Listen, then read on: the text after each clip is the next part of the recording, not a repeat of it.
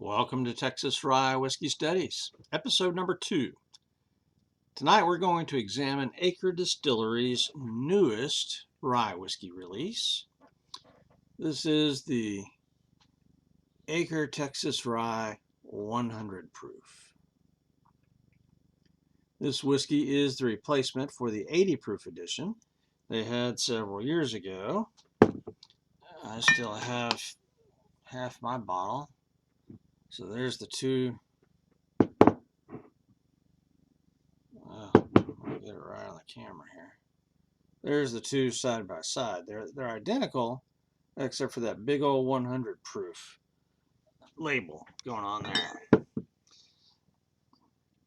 Fall has finally come to North Texas, so Fort Worth is having superior weather these days. Now, just the facts. This 100 proof rye is made from rye and barley grown in the Texas Panhandle. It is malted, milled, distilled, and aged in Fort Worth. This 750 milliliter bottle of craft whiskey costs an amazing $39, but only at the distillery. It's not available in retail stores. Much sadness there. My score for this whiskey. I gave this whiskey a 77 and a letter grade of B for drinkability. My recommendation. This is a decent rye whiskey that has none of the Texas funk, or maybe just very little, but not much at all. So all you Texas whiskey haters out there who don't really like that Texas funk, here's a nice rye for you to enjoy. If you're in the Fort Worth area, come on down to the Acre Distillery and let them fix you a cocktail and purchase a bottle of this rye whiskey. Oops, I'm holding up the 80 proof. Tremendous. Where's the 100 proof? There we go. This is the one. See, these bottles look exactly alike. So that's my recommendation. Now, let's go through the details. And then at the end, I'm going to do a comparison with another Texas rye whiskey. History. Acre Distillery began in 2015 when Tony Formby, a former majority owner of Rahr & Sons Brewery in Fort Worth, left Rahr and brewing beer, and then he started the distillery. Located just south of downtown Fort Worth, but north of I-30, it's pretty much in the neighborhood of the Texas A&M Law School. Acre has one of the widest, most diverse selections of spirits of any of the Fort Worth distilleries. The name Acre refers to the Fort Worth Red Light District of 100 years ago, which is the same stretch of land that the distillery currently occupies. This district had all the saloons, the gambling halls, the brothels, the hotels, all of that stuff.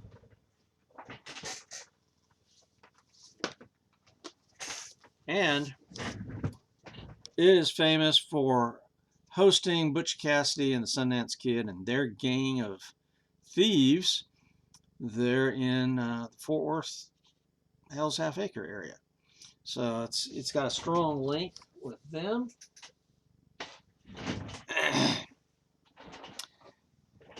This district had the saloons and all that stuff because the Chisholm Trail, the cattle trail, came right up into Fort Worth, and there was a railhead established there as well. So cattle would come from South Texas and West Texas to Fort Worth and be shipped out all over the country. Now, this part of town came under fire in the 1920s by the famous fundamentalist Baptist preacher J. Frank Norris, who used to preach against all the goings on down there. And so because of that, Acre on their bottle has a cute little saying, "Lord, make us good, but not right now." So that's on the Acre bottle. So for history, I've got to give 4 points to Acre for their rich history there. But the bottle, label, and marketing. Here's where we run into a little bit of problem. The bottle is just straightforward, not really classic, but just kind of a standard shape. Nowhere near as classy and nice as some of their other bottles. And so it makes me wonder, their bourbon's got a really nice bottle. So I'm not sure what's going on with this bottle, but it just looks plain Jane. The label, similarly, is just plain Jane. So there you go. And you can't buy it anywhere except the distillery. So the only reason I can think of for this plain Jane approach is to save money. Because if they're not going to offer it out in the retail world, why bother doing a nice bottle and label? So, but for a long time, this whiskey was not even mentioned or pictured on their website. I haven't checked it in the last week or two, but it wasn't even listed there. So, not even on your own website, really? Maybe they got that fixed now, but I'm not sure. Okay, I took a time out there and I went to the website and checked, and they do not have their rye whiskey listed. They don't have a picture of it. It's just not there. So at least I couldn't find it. I've seen all the other bottles. So that's, not real good marketing. So out of 5 points possible, only 2 points for bottle, label, and marketing. Composition. Other than what is on the bottle, I have no knowledge of what's inside. It says that this is a 100 proof whiskey. It has rye and barley grown in the Texas Panhandle, malted, milled, distilled, and aged in Fort Worth. Aged for a minimum of 2 years in charred oak barrels. And again, I don't understand why it's not called a straight rye, unless it has something to do with the amount of rye that is malted. I've got to check on that. I tried researching it and couldn't find an answer. But this has got a lot of malted rye in it. Maybe it's all malted rye. I'm not sure. So composition, I know a little bit, but not much. 12 of 15 points. Appearance. This is a surprisingly light colored, honey colored. It's not dark like its 80 proof predecessor. Aesthetically, I prefer a darker whiskey. So this is about a 3 on my 5-point scale for appearance. 3 points. Nose. Now, I have a terrible nose. But this, I have a pleasant smell coming right off the top. I do get some rye spice, a little bit of sweetness, maybe a touch of fruit, but certainly none of the Texas funk. But that, usually with rye whiskeys, I can smell a little bit. So that one has actually a pretty good nose. 8 out of 10 points. Now it's time for the taste, the palate.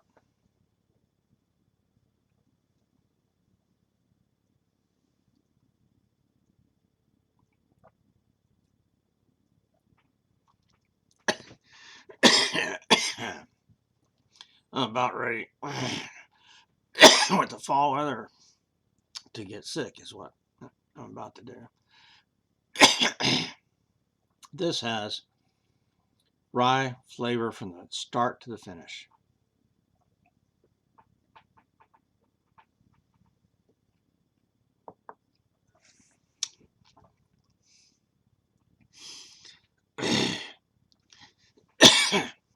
One of the things I like about rye is they're just not as sweet as bourbons. Bourbons can be too sweet. This rye is pretty sweet for a rye, but it's just got the perfect blend of rye spice, which to me comes across a little bit like evergreen, like pine needles, being around a spruce tree, something. But it's got that evergreen flavor that comes along with rye. Some people would describe it as mint, I'm sure. But it is with this whiskey from start to finish. So it's got a really pretty good flavor all the way through. The burn is Well, the flavor here, comparing it with the 80 proof. See, that's the difficulty I'm having in my brain, is that I'm going off my memories of the 80 proof, because the 80 proof has Texas funk in it from first to last. It has got a rich dose of the Texas funk. And you really can't taste the rye because you've got all the leather, the wood, molasses, coffee, tobacco nuts. I mean, that's all in the 80 proof rye. This is a totally different animal. Okay. This is, if the 80 proof rye was on one end of the spectrum, this one is on the opposite end of the spectrum. So, this is, it's good, got good flavor for a rye, definitely. But again, I'm struggling with disappointment because it's not like the earlier edition. So that's my problem. Um, but this is actually it's got a really good rye flavor all throughout.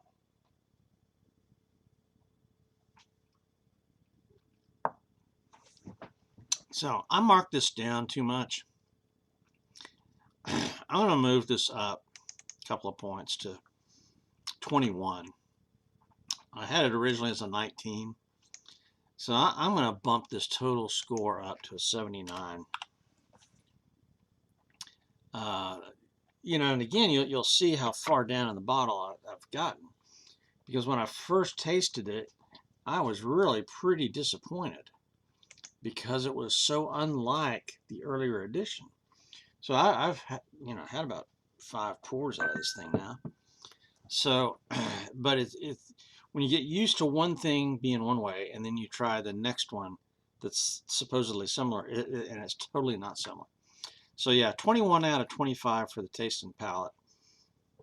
Because if you'd never had that 80 proof rye and you just picked this up, I think you'd be pleased. If you're looking for a good rye whiskey, you'd be pleased, definitely. Mouth feel, burn, and finish. The mouth feel is really pretty good for a 100 proof.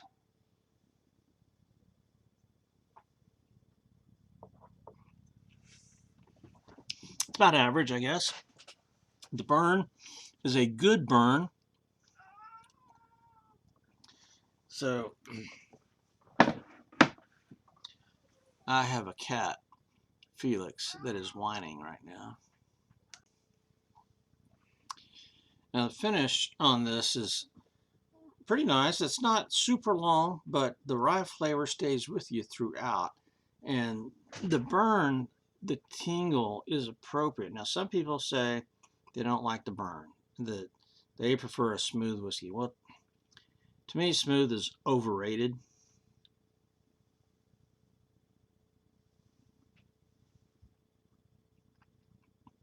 I'm not getting a bad ethanol note at all. I'm getting a very appropriate 100 proof burn.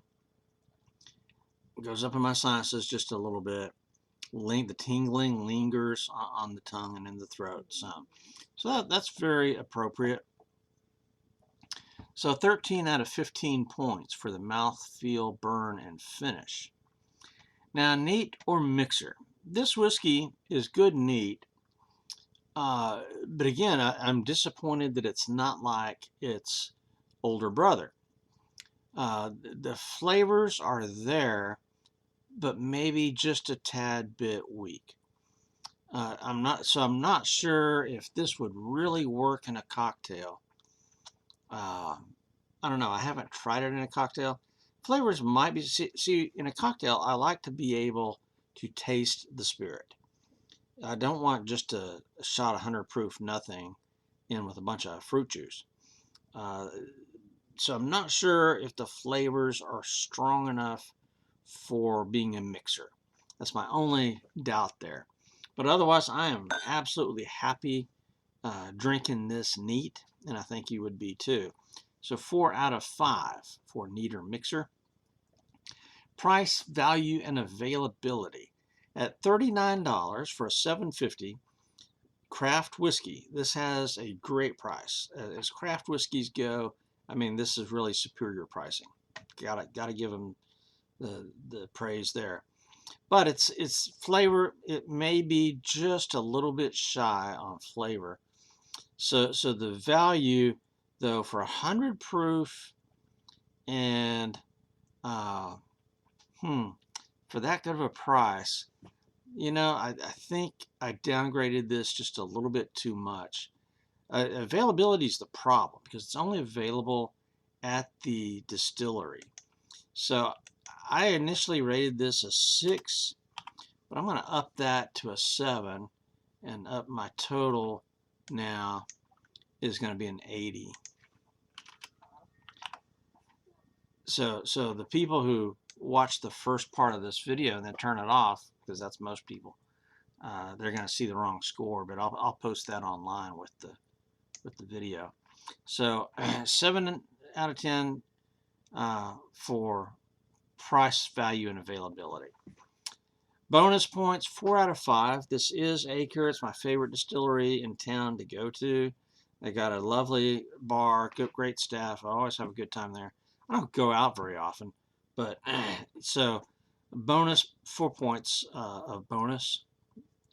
So that ups my total score to an 80.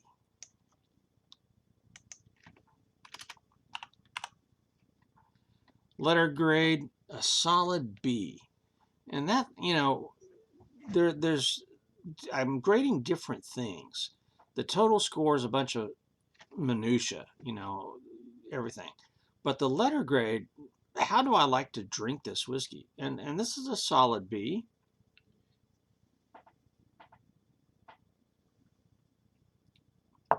So that's a good pour. So my recommendation, this is a decent rye whiskey. It doesn't have any of the Texas funk, so all the Texas whiskey haters out there who don't like the funk, well, here you go. If you're in the Fort Worth area, or if you're touring North Texas distilleries, come on down to the Acre Distillery and give them a try. Their bar is really good. And for $39, you can get this whiskey. I think that's, you know, good value. So absolutely. Now, part of my recommendation, if somebody offered a pour of this, would I take it? 100% of the time. If somebody offered me a free bottle, say, hey man, I've got a bottle of this Acre Texas Rye 100. Do you want it? I'd take it. Yeah, absolutely. No problem there. So that's my recommendation. Now, to keep it fair, do I like this as much as or more than the Texas Rye 80? And that would be probably a no. I'm going to say that of the two, man, I can't get this bottle straight at all here. Okay. There we go. Of the two, this 80 proof here is my favorite. Okay, now I haven't done a contest between the two, but my experience in doing Texas Rye whiskey tournaments is that I had to divide them in two because the whiskeys that had the funk all really unanimously won over the whiskeys that did not have the funk. I love the Texas funk, okay? And so that it's almost not fair comparing a Texas whiskey without the funk and a Texas whiskey with the funk. It's two different animals. So, you know, that's how I ended up on my tournament.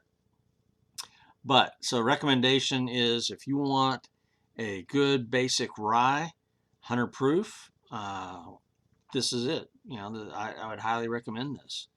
You know, perhaps a good competition would be this whiskey versus Wild Turkey 101 rye.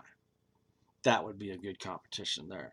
So I may have to do that coming up soon. But right now, what I want to do is I'm trying to pick a whiskey from Texas that might be comparable to this.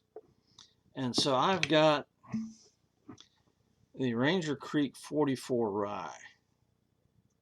one here. It's only 94 proof.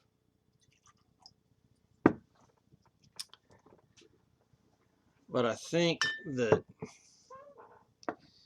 you know, it may be comparable. I mean, look at the colors. Almost identical, right? Now, I'm going to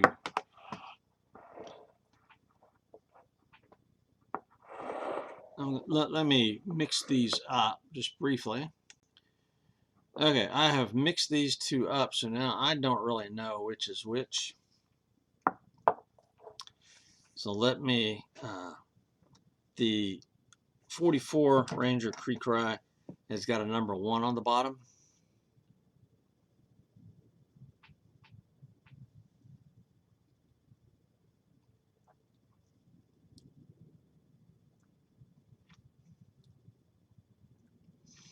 You know, that is a nice drink, but the rye whiskey is very, the rye flavor is very tame. Very tame flavor going on there. So I'm thinking that that is a 44 rye. Yep, that is. So there you go. I was able to get it in one. The difference, you know, the burn is very similar, even though there's 6 proof points difference. But the Ranger Creek has less of the rye flavor than does the Acre.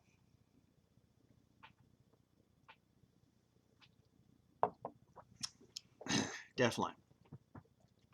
Acre's got more flavor than the 44 Ranger Creek Rye.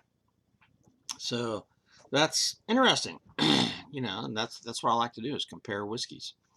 All right, well, this is Stab the Dragon for Texas Rye Whiskey Studies. Out here.